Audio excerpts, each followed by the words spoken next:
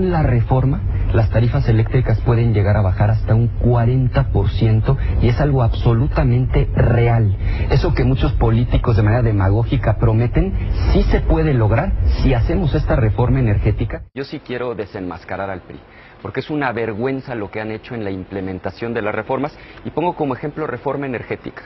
Y ahora sube la electricidad, la crónica, CFE aumenta las tarifas, reforma, sube energía eléctrica 25% en agosto, agosto mismo el Universal, la crónica, septiembre vuelve a subir la luz.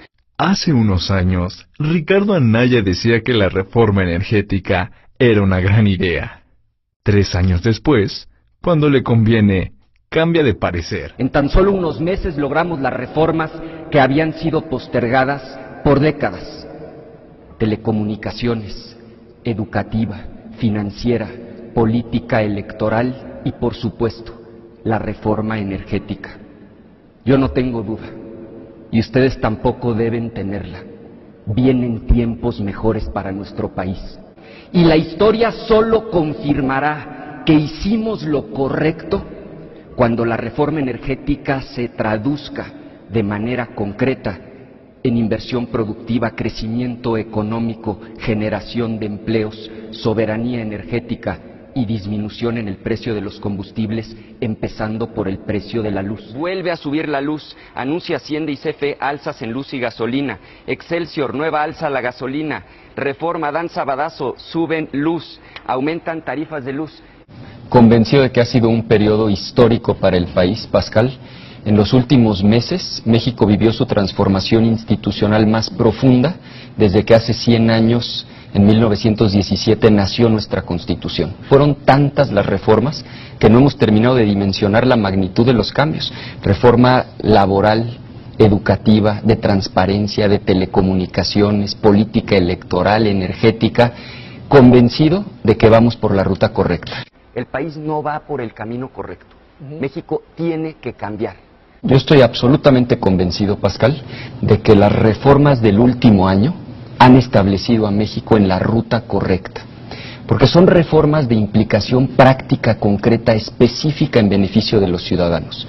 La reforma educativa no son simplemente buenos deseos. La reforma de telecomunicaciones es también muy concreta, más competencia para que bajen los precios y mejore el servicio. Cuando tú ves que ya somos el país más desigual de toda la OCDE, cuando ves que tenemos más pobres de los que había hace 20 años, cuando ves que este año 2017 es el más violento de los últimos 20, concluyes, México tiene que cambiar. Habremos triunfado cuando la reforma se traduzca en que mejore la calidad de vida de las mexicanas y los mexicanos. Señor presidente, señoras y señores, en estas extraordinarias fechas de convivencia con la familia, podremos mirar a nuestros hijos a los ojos con plenitud interior, con la plenitud que da el deber cumplido. Muchas felicidades y que viva México. ¿Qué piensa de José Antonio Meade? Que representa la continuidad, que es el candidato, usando el término de Silva Herzog en su última columna, de los satisfechos, los que puedan dormir tranquilos con un año en el que vamos a acabar con 30,000 homicidios, los que puedan estar tranquilos con estos niveles mediocres de crecimiento, los que crean que vamos bien cuando hace 20 años había 47 millones de pobres y hoy no solo no hay menos, hay 53 millones, los que estén satisfechos con esa tragedia ya tienen candidato, es el candidato del PRI. Ahora los gobiernos panistas han contribuido cambiar, también a estos números. Quienes ¿no? queremos, justo a eso voy, reconozco en el gobierno de Vicente Fox que fue un error garrafal no haber desmantelado las estructuras clientelares corporativas. Se robaron 1,000 millones de pesos del sindicato de Pemex. ¿Qué le hicieron al líder sindical Romero de Champs? Y también lo dije del gobierno de Felipe Calderón. Se pactó con una lideresa sindical corrupta como fue Elba Ester Gordillo. Se le entregó a su yerno el control de la educación preescolar, primaria, secundaria, el futuro de 25 millones de niños. Regresó el PRI y México no va por el camino correcto. La economía va mal, la violencia aumenta, la corrupción está peor que nunca. El PRI se tiene que ir. Y la opción tampoco es López Obrador. De él no hay nada nuevo que decir. Sus locuras han sido, son y seguirán siendo un peligro para nuestro país.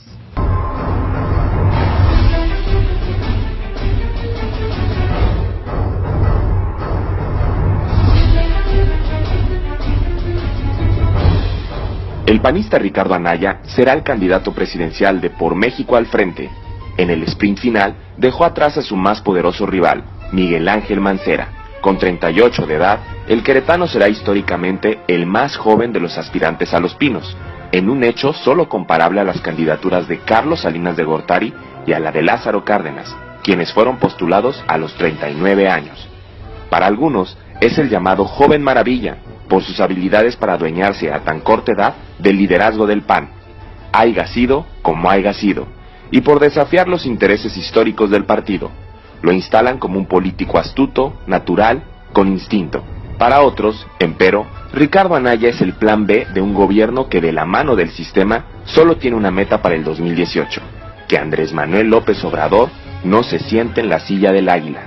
Para nadie es un secreto que en la complicada recta final que presagiaba el quiebre del frente político integrado por el PAN, el PRD y el Movimiento Ciudadano, Anaya contó con el empujón definitivo desde Los Pinos. Al final del día, alguien convenció al presidente Enrique Peña Nieto de habilitar al Joven Maravilla como la mejor alternativa política al proyecto MID, y se operó lo necesario para hacer a un lado a Mancera. Pero para concretar una operación política de estos alcances, no basta pactar con un candidato a quien, dicho sea de paso, le corren la fama pública de darle la espalda a aquellos que lo encumbraron en el poder. Para decidirse por Anaya, quien lo apadrinó debe tener mecanismos de control que conviertan al panista en un instrumento sencillo de controlar o fácil de descarrilar.